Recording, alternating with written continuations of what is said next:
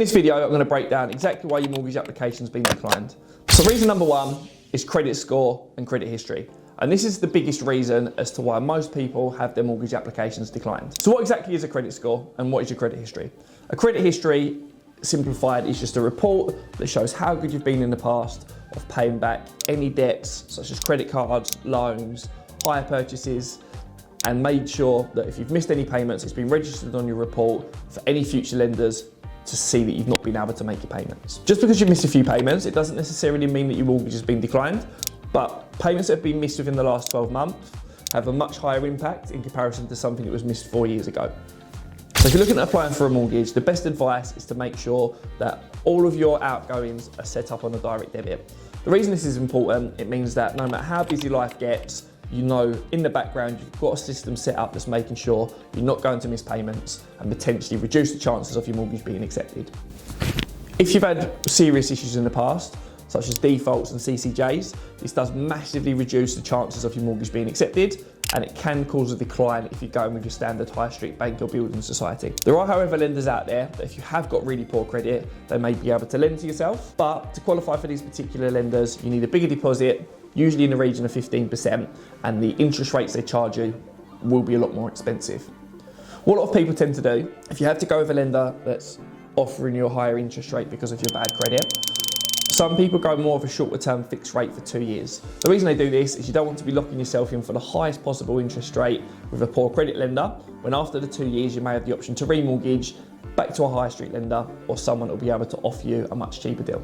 The second reason as to why mortgage applications get declined. So even if your credit's perfect, your income stacks up, all your documentation's in place, if the lender's simply not happy with the property, they will decline the application.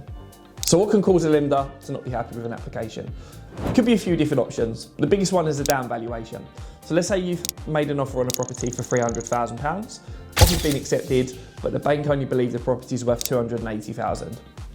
You're then in a predicament where you need to either make up that extra £20,000 difference yourself, or you need to try and negotiate the price back down to the £280,000 for the lender to be happy to lend to you at the existing loan to value. Not only down valuations, but if you are buying a property that has structural movement, potential damp issues, some lenders may not be happy to lend on that particular property, and the same goes for non-standard construction. So for example, if you've got a timber frame property or a concrete property, there are only a handful of lenders that will lend on these because they believe it may affect future resaleability. Number two is affordability. So this isn't so much a complete decline if the mortgage application is not affordable for yourself, but it may mean the amount you can borrow will be greatly reduced. So the reason it's so important to get your agreement in principle done up front is that if you wait till the final stage, submit your final application once your offer's been accepted on a house, you may be in a position where your dream home has been snatched from yourself because you've never actually been able to afford the offer that you've made. And we see this time and time again.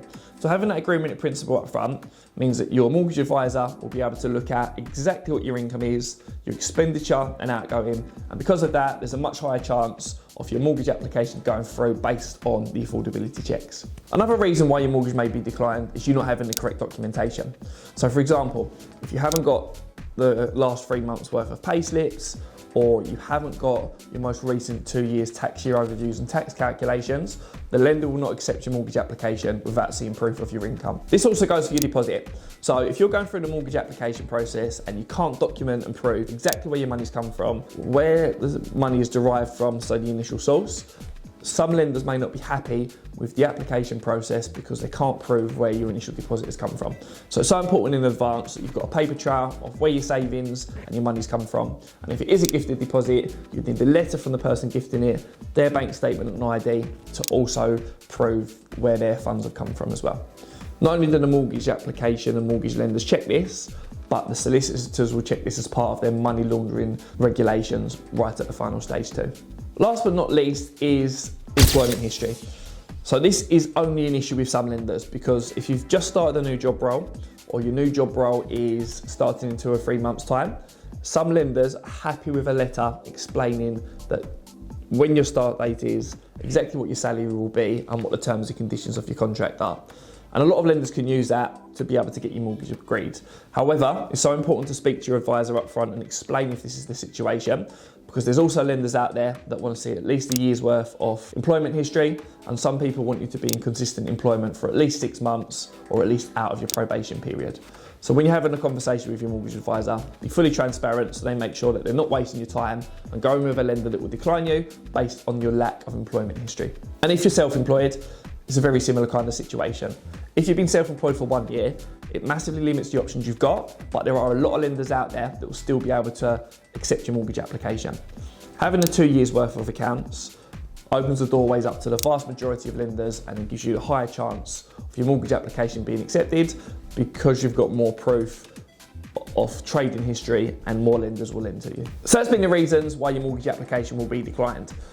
If you want to find out more details about the house buying process, press like and subscribe, and we've also got a free first time buyer guide that breaks down the entire process in the link in our bio.